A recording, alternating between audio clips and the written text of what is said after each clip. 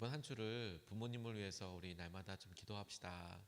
사랑하니까 기도합니다. 라는 전체 주제로 5가지 기도 제목을 붙잡고 함께 기도했습니다. 우리 첫날에는 우리 부모님의 영혼, 믿음을 위해서 하나님 그 믿음이 주님께서 부르시는 그날까지 더 깊어지고 주님과의 만남도 그리 되고 주님께서 붙잡아 달라고 이렇게 기도드렸고, 둘째 날에는 마음의 상처, 하나님 오랫동안 마음에 있는 상처들과 그 마음의 기쁨을 가득 채워달라고 그렇게 기도를 드렸고, 셋째 날에는 삶의 방향, 하나님 남아있는 삶의 방향이 주님을 향하고 사명의 길을 가게 해달라고, 그리고 어저께는 건강, 하나님께서 육신의 건강과 마음을 붙들어 달라고, 두려움을 넘어서게 해달라고 그렇게 기도드렸고, 오늘은 마지막으로 관계, 하나님 우리와 부모님과의 관계도 붙잡아 주시고, 그리고 하나님께서 우리 사랑하는 부모님의 관계도 그렇게 붙들어 달라고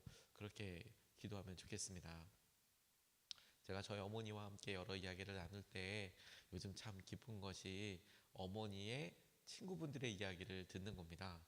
물론 저는 여러 번 반복해서 들어도 잘 모르겠어요. 이분이 그분 같고 그분이 이분 같고, 그래서 이분이 그랬다는 거냐? 아니, 딴 사람이라고. 그러면 또 그분이 그런 거냐? 아니라니까. 막 이렇게 얘기하시면 시장을 도대체 누구랑 갔다는 건지, 누구랑 같이 맛있는 걸 먹는다는 건지 잘 모르겠어요. 아마도 이 새벽 예배도 분명히 같이 예배 드리고 계실 텐데 관심 깊게 듣는다고 하는데 막 바뀌고 그러시더라고요. 제가 그렇다고 그때마다 이름을 여쭤볼 수는 없고, 그렇죠. 그래서 저희 어머니는 요즘 파크 골프 그런 거 치러 다니시는데 홀인원도 하셔서 사진도 보내주세요. 저는 제가 방문하면 파크 골프 같이 치러 가자고 얘기하시는데 잘 모르겠어요. 저는 사실 골프채를 저희 어머니 채 한번 붙잡은 게 단데 그렇게 같이 저를 파크 골프장에 데리고 가고 싶은가 봐요. 늘 말씀하세요. 1년에 한 달에 2만 원이다. 이렇게 이야기를 하시는데, 아무튼 요즘 어르신들이 그거 많이 하신다고 하더라고요. 그러면 매번 하시는 일이 또 누가 누구를 만났다 이런 얘기 하시면, 골프를 100명이랑 치시는 건 아닐 텐데 여러 친구들이 있어서 너무 감사하더라고요. 부모님의 관계를 놓고 너무 감사하더라고요. 처음에 아버님 돌아가셨을 때 어머니에게 어떤 도움을 드리기가 저도 굉장히 이제 주목하게 되고, 어떻게 하면 좋을까라고 생각할 때 가장 아쉬운 부분이 제가 24시간을 다 함께 할 수 없다는 점이 너무 아쉬웠고요. 너무 부담됐거든요. 마음이 아파서 부담된 거죠. 그런데 점점 일상이 이렇게 회복되면서 너무 감사한 것 중에 하나가 아직까지 우리 어머니에게 친구분들이 생기고 있다는 점이, 새로운 친구가 생기고 있다는 것이 너무 감사하더라고요. 관계를 위해서 기도하면서 저는 부모님과 우리 사이의 관계가 회복되고 공경하고 존경하고 당연히 여기에 중심이 있으면서도 동시에 우리가 이것을 1대1의 관계 책임으로만 그렇게 마주하지는 않았으면 좋겠습니다. 그렇게는 할 수 없거든요, 여러분. 우리가 부모님과 함께해서 같이 살아서 온전히 이렇게 우리 삶을 포기하고 하기에는 쉽지 않아 보이거든요. 그럴 수는 없죠, 현실적으로. 하지만 우리가 우리 자녀들을 볼 때에도 처음에 아주 어렸을 때 우리의 도움이 정말 절대적으로 필요할 때는 당연히 우리가 같이 하고 함께 보내지만, 점점 아이들이 크면서 어린이집에도 보내고 유치원에도 보내고 초등학교에도 보내고 하게 되면서 자녀들의 건강한 그런 친구 관계를 놓고 관심을 많이 갖지 않습니까? 우리가 이걸 중요한 기도 제목으로 갖는 것이 중요하겠다라고 싶어요. 사랑은 마음만으로는 부족합니다. 마음이 필요 없다는 게 아니고요. 마음이 있는 거 너무 중요한데 구체적으로 표현하는 게 늘 중요하죠. 사랑은 표현까지 가야 된다. 그래야 구체적인 힘이 되고 새로운 도전과 의미가 되고, 그리고 새로운 관점, 관계와 삶을 표현할 때, 함께하게 될 때 힘과 도전이 되는 것이죠. 부모님을 가장 사랑하면서도 가장 존경하면서도 근데 가장 현실적이 되고 마음 깊은 곳까지 영향을 주고받게 되니까 이것이 우리에게 아주 중요한 기도 제목이고 하나님께서 하시는 은혜를 우리가 붙들게 되는 중요한 계단과도 같고 통로와도 같고 반석과도 같다 싶습니다. 오늘 본문 말씀은 굉장히 짧지만 이것이 부모님에게도 우리가 해야 될 일이며 우리에게도 어떤 의미가 있는지를 말씀해 주고 약속해 주시는 중요한 말씀인데, 저는 이 말씀 중에서 우리가 사랑한다고 말을 하는 거, 표현하는 거, 이거 너무 늦지 않아야 된다, 이런 생각을 같이 좀 붙잡고 기도하고 싶습니다. 오늘 12절 말씀에 너희 부모를 공경하여라, 그래야 너희는 주 너희 하나님이 너희에게 준 땅에서 오래도록 살 것이다, 이렇게 말씀하시는데, 너희 부모를 공경하여라 라고 이야기할 때 이 공경은 실제 히브리어 원어상의 뜻은 무겁게 하다, 존경하다, 존중하다, 이제 이런 의미가 있는데, 이 공경하다라는 표현은 제가 이렇게 원어적으로 이렇게 보았을 때 이게 돌아가신 다음엔 아무 의미 없는 단어인 거예요. 돌아가신 다음에 생각하라, 너희 부모님의 뜻을 기억하라가 아니라 살아계는 너희 부모를 공경해라. 다시 말해서 살아있을 때나 살아 계실 때나 가능한 것이죠. 그런데 우리는 이런 부모와 자녀 사이에 쌓인 여러 감정이 있고, 부모님을 공경한다고 할 때 쌓여진 감정과 헝클어진 관계 속에서 마음과 사랑이 잘 전달되지 않는 것 같은 그런 삶을 삽니다. 먼저 풀어야 되는 거죠. 기다리지 말아야 하는 거죠. 조금이라도 먼저 이야기해야 되는 것이죠. 저는 5월 8일 교회에서 정한 것도 아니고 우리 사회에서 5월 8일을 생각하고 어버이날로 이렇게 하자라고 하면서 우리 교회가 이것을 놓고 더 적극적으로 그래 꼭 지키자, 뭐라도 해보자, 사진이라도 찍어보자, 이렇게 말씀드리는 것이 이게 중요한 계기가 되기 때문에 그렇습니다. 그리고 계기는 너무 소중한 거예요. 뭐냐면 부모님도 이렇게 하겠지라고 생각하잖아요. 그래서 우리가 어떻게 부모님한테 이런 표현을 해도 받아들일 수 있는 여력이 있고, 우리도 주위 사람들도 하니까 이렇게 하겠다라고 애써 열심을 내보기도 하고, 이런 계기가 사실 너무 중요하더라고요. 그리고 명절과 여러 다른 만남 때에는 명절이니까 가족 혹은 전에 있었던 여러 일들, 주위에 있는 여러 관계들을 같이 생각하게 되지만 이 어버이의 날, 이날만큼은 오롯이 부모 자녀 사이의 관계에만 집중하게 되잖아요. 우리가 부모여도 우리 자녀와 그런 관계를 맺게 되고, 우리가 자녀여도 우리 부모님과 그런 관계를 맺게 되니까 저는 365일 중에서 아주 중요한 날이라고 그렇게 생각합니다. 그래서 이 날을 위해서 앞뒤로 혹은 5월 달에 만남을 갖고 계속 뭔가 노력하고 하는 것이 앞으로 가야 될 중요한 방향이 되기 때문에 그렇습니다. 제가 가수 인순이 씨, 다른 인격적인 것은 어떤지 모르겠지만 그분이 노래하는 노래 중에서 아버지라는 노래를 듣고 진짜 마음에 펑펑 울었던 적이 있었어요. 혼혈이었고, 혼혈이어서 어려서부터 갖게 되는 차별, 우리나라 예전에는 혼혈 아이를 좀 나쁜 말로 불렀잖아요.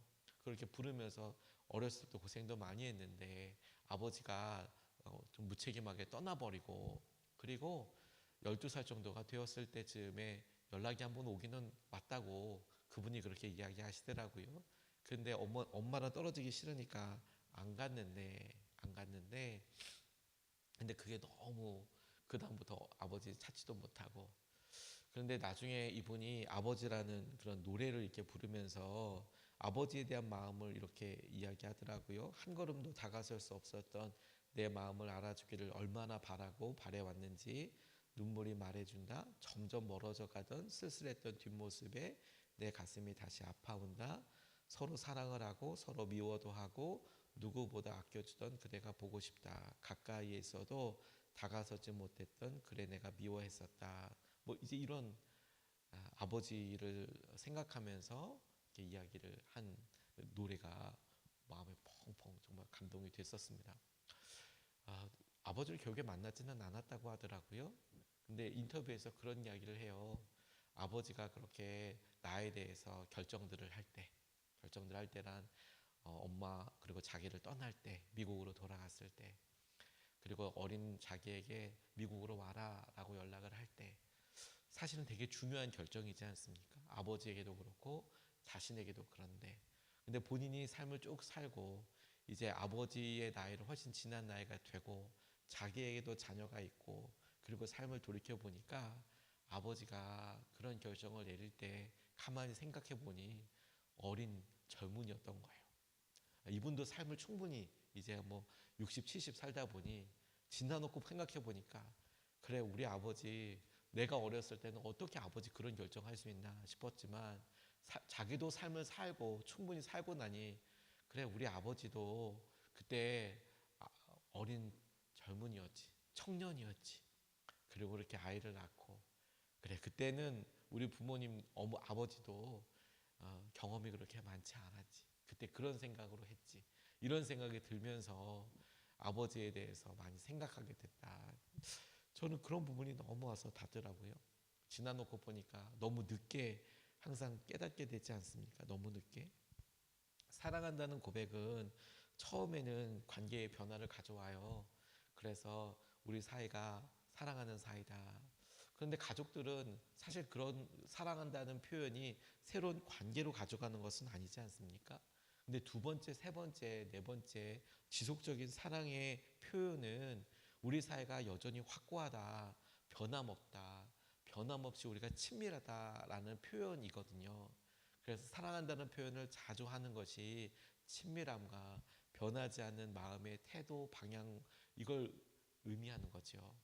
그래서 우리가 가까운 사람일수록 사랑한다고 이야기를 해주는 게 너무너무 필요한 게, 사랑한다는 것을 몰라? 이게 아니고 사랑하기 때문에 하나님께서 하실 여러 일들 가운데 여전히 내가 당신을 향하여 이런 애틋한 마음과 이런 생각을 가지고 있다라고 알게 해주는 것이 너무 중요한 거죠. 제가 남편과 아내 사이에 우스개처럼 하는 이야기를 이렇게 들어보니까 이게 부모 사이에도, 부모 자녀 사이에도 그대로 적용이 되겠더라고요. 남편이 하도 아내한테 사랑한다는 말을 안 하니까 물어봤대요. 상담 가서.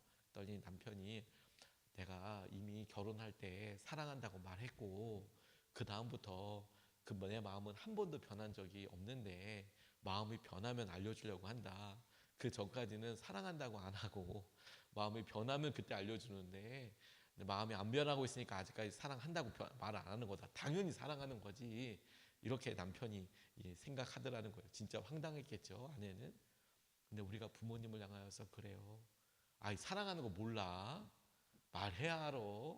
이렇게 이야기하지만 아니요, 사랑한다고 말하는 거죠, 사실.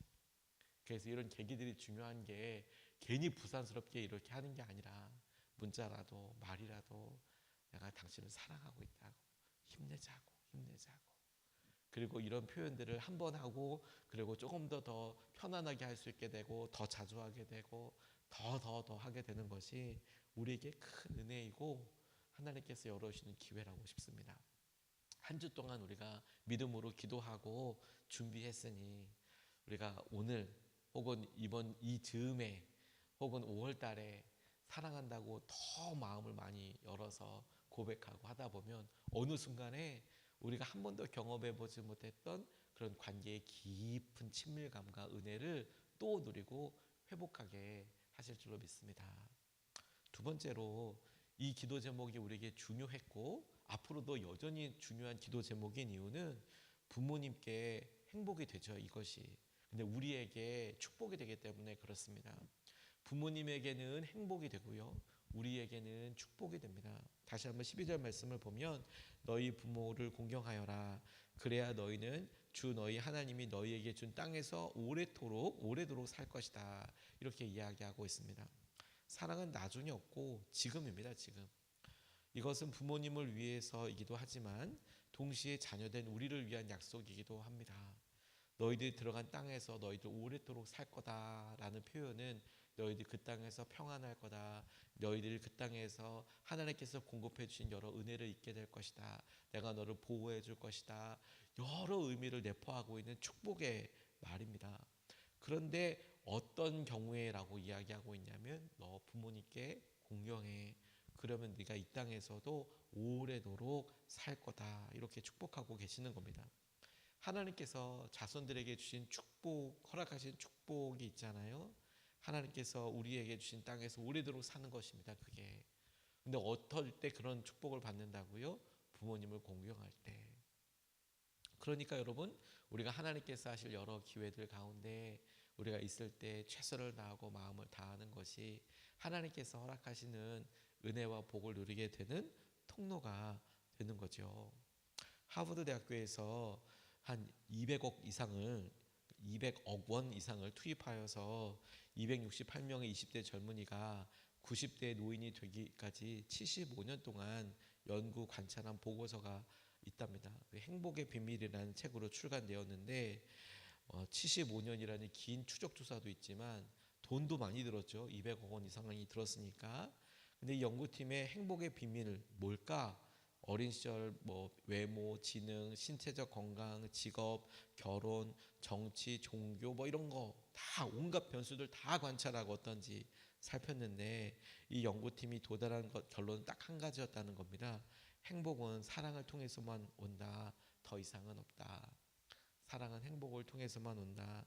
더 이상은 없다. 부모님 행복하게 해드리는 거 사랑이죠.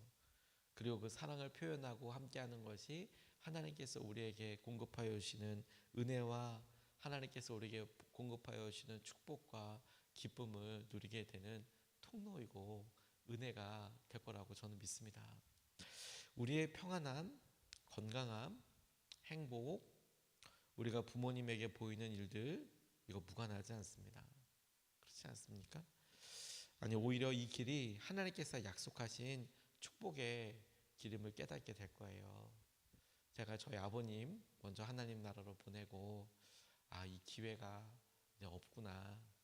그리고 저희 어머니 그리고 저희 장인 장모님 아직은 주님께서 건강하게 이렇게 붙들어주고 계시지만 기회가 영원히 앞으로 50년 동안 사랑할 수 있는 것은 아니구나. 제 마음속에서는 여전히 사랑하고 존경할 테지만 기회가 그렇게 많은 것은 아니구나. 그렇다면 이 기회를 소중하게 짬짬이 살피는 것이 오히려 더 은혜인 거구나. 이런 정도로만 생각하는 게 아니라 이게 내가 이 땅에 있을 때 하나님께서 주신 기회인데 무슨 기회냐? 축복을 누릴 수 있는 기회인 거구나. 최선을 다해서 사랑하고 은혜를 누리고 하나님께서 함께 하시는 것을 보고 인도함 받게 해달라고.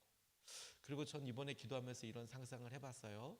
앞으로 한 30년 정도 후에 30년 정도 후에 저희 부모님들이 살아계신다면 너무 감사할 것 같은데 그때쯤이면 거의 한 110세 정도가 되셔야 하긴 하지만 너무 감사할 텐데 혹여라도 이 30년 이후에 제 삶도 많이 변하게 되지 않겠습니까?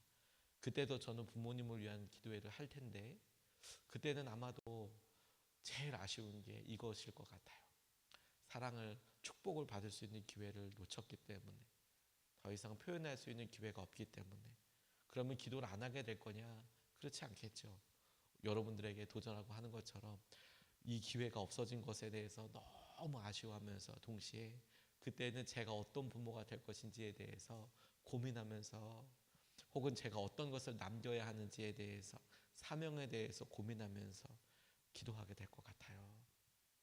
그러니 여전히 우리에게 기회가 있다면 하나님께서 하실 은혜를 좇아서 부모님 축복의 통로가 될 수 있도록 부모님을 공경하고 사랑하고 부모님의 관계를 위해서 부모님과의 관계를 위해서도 기도하고 하나님 하신 은혜와 마음을 마음껏 누릴 수 있도록 오늘 우리가 사랑을 더 표현하고 할 수 있다면 힘을 다해보고 하나님의 은혜와 마음을 누리는 저와 여러분 되시기를 주님의 이름으로 축복합니다.